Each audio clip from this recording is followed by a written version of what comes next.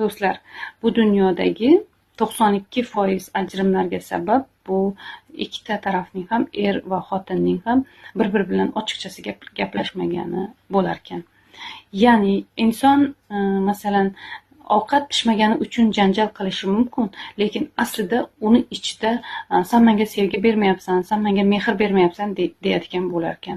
Inson aslida noski yuvilmagani uchun janjal qilishi mumkin, ya'ni er xotin bir-biri bilan, lekin aslida uni tagida sen menga e'tibor bermayapsan deyotgan bo'lishi mumkin ekan.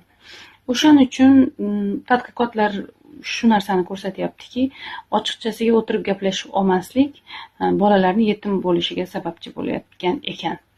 Albatta bu o'sha psixolog, psixoterapevt, olim, katta ustozlarning tadqiqotlari.